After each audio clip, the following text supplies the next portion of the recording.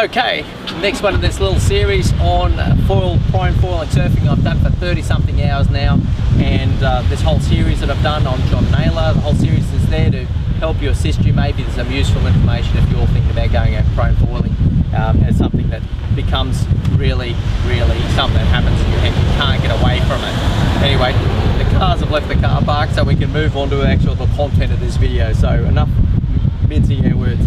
Now, we talked in the last video about actually catching a wave and conservation of energy. And one little extra tip on that sort of thing is I find like a burst, you know, you think you're going to paddle in. I found that the thing that really makes the thing is you feel the thing just starting to go, you feel the foil's just starting to engage, is then you just hit it with both hands really quickly, 2 big scoops.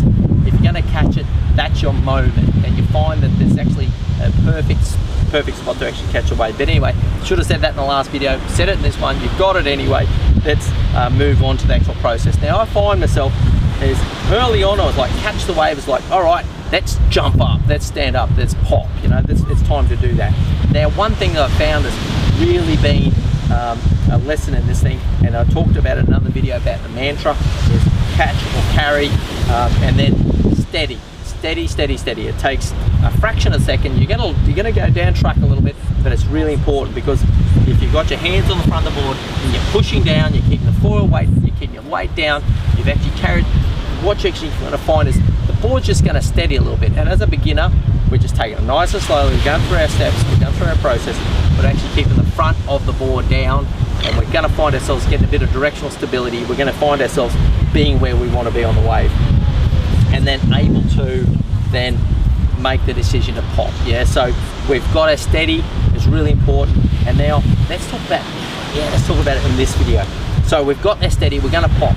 Now it's really a pain in the ass, because on a short board, as these things are, is to go from a position where you've got your hands in the front here, you're holding the board down, and you've got to come up through. You get to do an up dog, so you're pushing up, so you've still got your weight down, you can't grab the board further back, it's going to move your weight and your center of balance, and the whole thing's going to sky. So you're going to keep your weight forward, so you're doing this up dog thing from the yoga, and somehow you're bringing your front foot through and to land it in exactly the right spot. And at the same time, obviously, as you get confidence going, is bring your back foot up to be on top of the mast. And let's talk about one thing there, really important. And this is really where the 30 hours have been torn up for me, is the pop is so hard. When, you know, the big mal or a smaller board or surfing, you know, there's a bit of give, there's a bit of leeway in terms of actually catching a wave. No, here, if you're going to catch a foil board, you've got to hit that spot. And if you come, well, actually it's demonstrated the fact that we're rocking on the foil here at the moment. If you are outside here, the whole action, the whole board is going to turn and go to the left. And there's not a great deal you can do about it, because you've missed your spot. So, and I've had that conversation with a few of the more pros, and they say, oh, once you get going, you move your feet around a little bit. And I'm saying, no. While you're a beginner, your feet are going to take off, are going to have to come and actually land diagonal here at the front, perpendicular across the board at the back, is you've got to be spot on with that positioning. And even I've put some tape markers here on, just a bit of electrical tape to give myself some speed stripes, some actual markers, so I can actually look and see where my feet. Honestly, I haven't actually looked at them a great deal apart from the first time I did it, but they have actually helped me from when I've actually got a decent ride going, as I can actually look at where those feet are in proportion of the thing here. But once you've actually got the hang of this, your feet have got to come up into exactly the right spot every single time. And when I do mean, it's going to be the same spot every time. There's no leeway with this thing. You're going to be putting your feet in exactly the right place. So that's all I've got to say in this video, I guess. And of course, obviously, if you're further forward, you're going to go bow down. If you're further back, your board's just going to, the foil's going to get the better of your sky. Go off the back, like I said, safety-wise. Don't let it hit anybody else.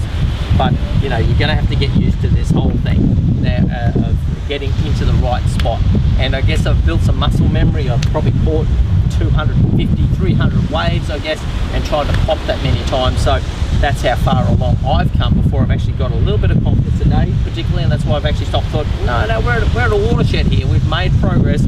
Let's talk about it to the video camera. Is that you've actually found yourself popping and getting your feet in pretty much the right spot. Now the pros will say, no, once you're at a certain level, you can do little shuffles, little foot shuffles. But anyway, no. At this point, you've got to get your feet in the right spot. And even if you get up and you feel, no, it's not quite right, the minute you lift that foot off, boom, you're off, you're gone off the back. So anyway, so get good at putting your feet in exactly the right spot. And don't be surprised if that takes 200, 250 ways before you get that level of confidence. But anyway, look, that's enough of this lesson. There's others in the series. I've shot about 10 or 12 of these things in quick succession. So nice little summary of where we've got thus far. It's about time I wrapped up and got on to the next thing. But anyway, I think there's one other thing. Look, I'm going to wrap it up at this. I think that whatever else I need to tell you, we can do that in the next series, as it makes some serious confidence that we've actually got. Maybe we'll try some footage of me actually doing something decent on one of these things, because at the moment it's just been embarrassing. You know, some of the lifeguards that cheer me on, and the people back in the car park here, they comment on what I get back in, because at the moment it's been 2-3 weeks of embarrassment. Best do it out of hours. People aren't necessarily watching, I guess, depending on your vanity. But anyway, there's other videos in the series. Go watch the whole lot, or go watch a couple of others, see if this is of any use to you. Love to get some feedback as to whether there's any use to you as we undertake that. And of course, a kind thank you for the deal done on the Conrad brand gear that I'm riding on. That's from James, a good friend here at the Gold Coast, as he's getting me out with a really nice rig that's left me in a position to go on and commit myself to foiling in a big way. Thank you very much. We'll see you next time.